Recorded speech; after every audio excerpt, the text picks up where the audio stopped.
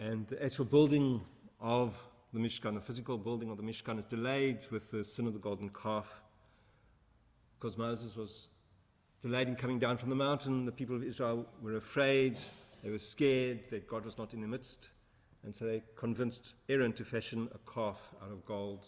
And they worshipped that calf, breaking the first principle of the 10 utterances. And so God tells Moses to go down to the people to see what they're doing. Moses, in anger and frustration, throws the tablets of the 10 utterances, smashing them, signifying the breaking of the covenant by the Israelites.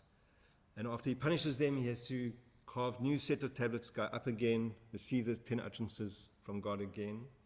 And then and only then can the Israelites actually build the Mishkan. We are told that God placed 2 men, Bezalel ben Ur ben Huri of the tribe of Yehuda, the tribe of Judah, and Oholiav ben Asimach of the tribe of Dan, to oversee the construction of the tabernacle. And again, the Torah describes what the tabernacle looked like, what was entailed in building the tabernacle, and we see that there are many, many crafts and arts and materials used in the building of the Mishkan. So the Mishkan brought all these different crafts and materials and colors together to make one structure. And the end of the parasha, the last parasha of Exodus, this parasha we're reading, the Shabbat, Parshat Pekudei, it says that Moses saw the work that the Israelites did. V'yar Moshe et hamalacha v'na'asor otaka shetiva Adonai, and he saw that they did it according to the commandments of the Eternal, what the Eternal had specified. Kenasu, thus they did. V'varech otam Moshe, and Moses blessed them. So just as God created the world, and the end of the 6th day, it says God saw all that God had created and found it to be very good. And it's evening this morning, the 6th day, and then God blessed the creation by creating Shabbat. Similarly, Moses saw what the Israelites had done, the work of the Israelites, that had been according to God's instructions, and then Moses blesses the Israelites. So what is that blessing that Moses blessed the Israelites? Well, we don't know, except that the rabbis, in commentating on the parasha and on that particular verse, come up with a hypothesis of what Moses said.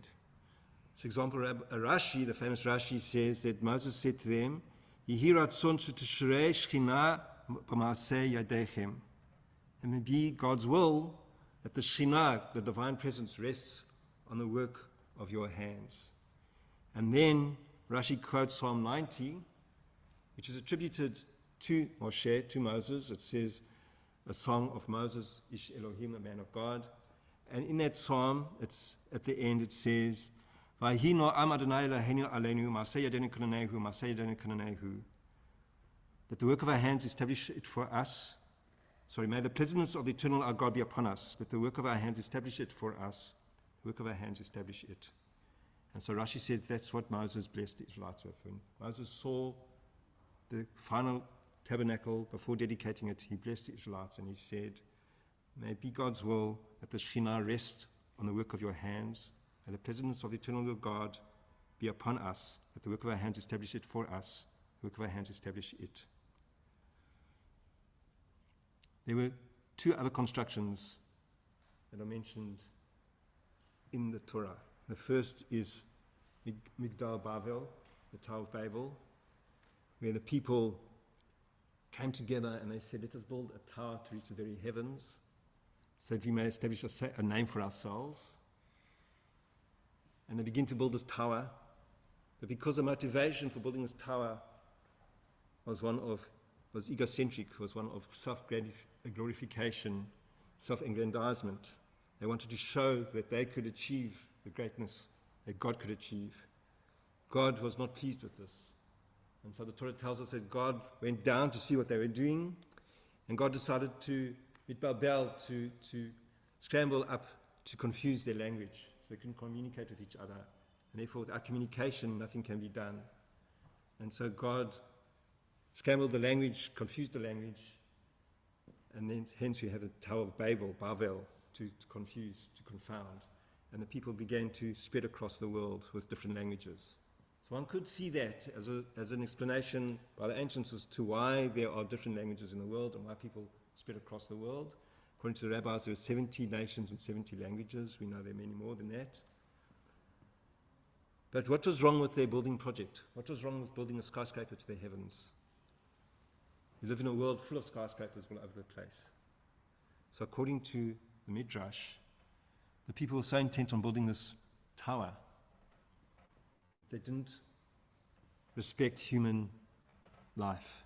They had no respect for or honor for human life. So the Midrash says that when someone climbing up on the scaffold dropped a brick and fell and smashed on the ground, people would wail and weep because they had to make another brick and send it all the way up.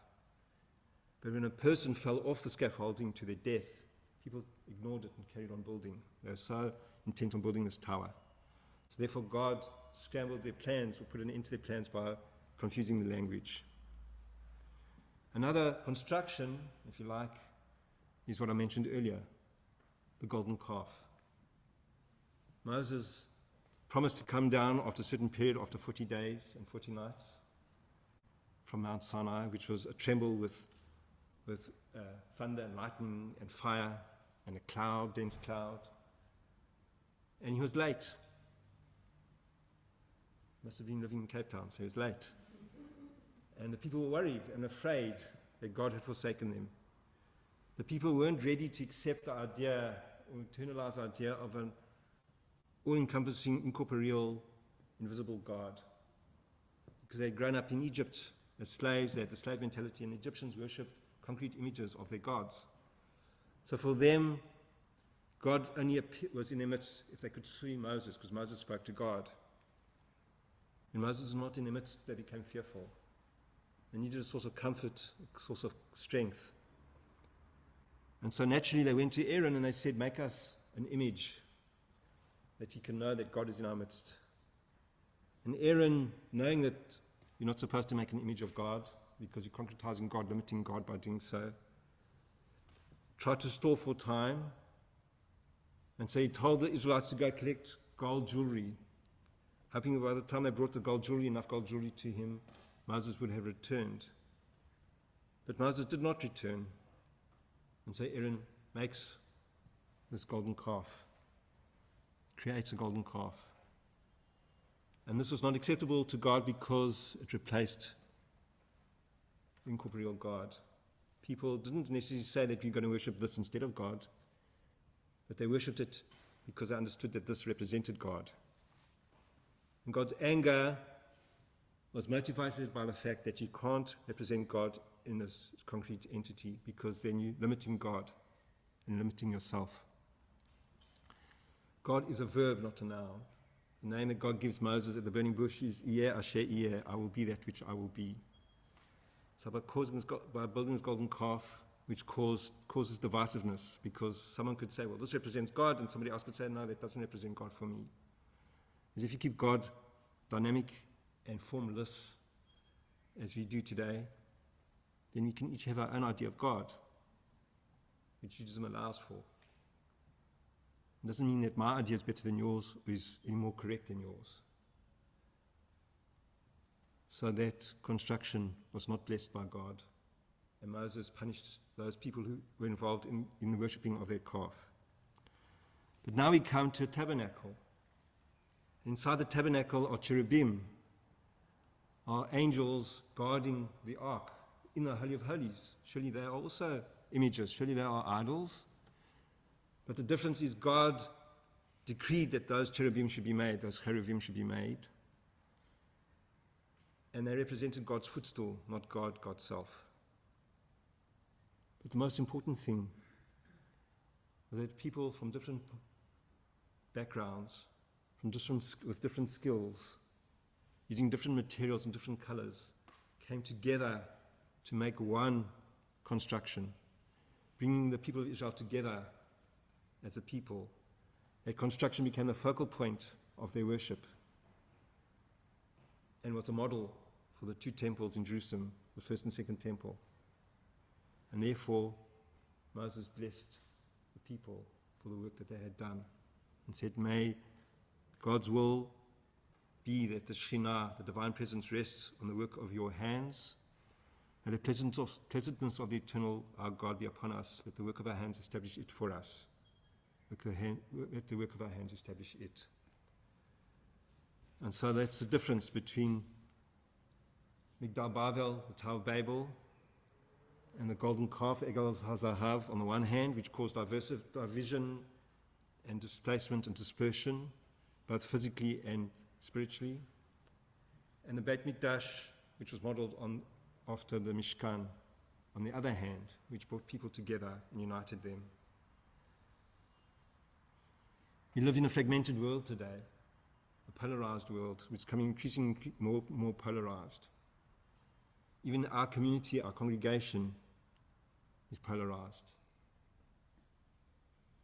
We need to take the lesson of Migdal Bavel, the Tower of Babel, and the golden calf, Egel HaZahav, on the one hand, and the Mishkan on the other, and understand that the work of our hands can only be blessed when you come together, even with our differences, to build something as one, to build a community, to build a synagogue, to build a congregation.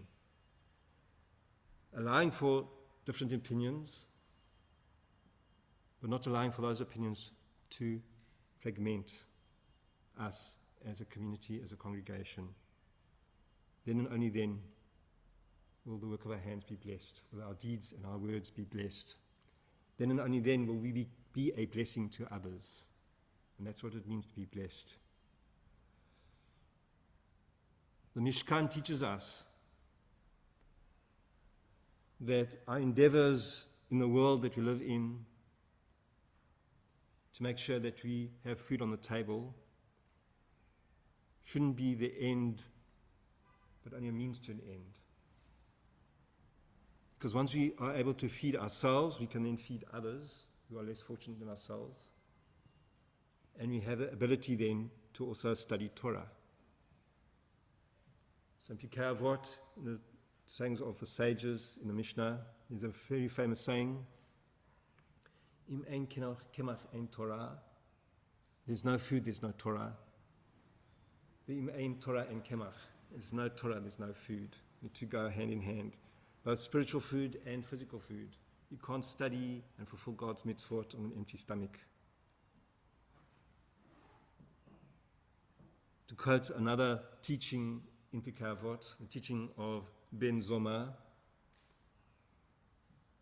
Ezehu ashir hasamech bechelko. Who is a happy, satisfied person and rich? One who's satisfied with their lot. He's not saying that one should stop trying to gain comfort, material wealth, but you should be happy with what you have and not seek more money for money's own sake, but seek greater wealth so you can help the world, make the world a better place. Because he quotes Psalm 128, Yagia kapecha ki tochel ashrecha v'tov lach. When you eat of the labor of your hands, happy shall you be, and it shall be well with you. So only when we complement our striving for material well-being with giving to others and building a higher, better world, higher spirituality and better world, by devoting ourselves to studying Torah and to implementing those values in our everyday life, only then will our malacha, our work, be blessed. And therefore we could say, May be God's will that the Shekhinah rest on the work of your hands, of our hands, and only then will God's pleasantness rest upon our work, and that we will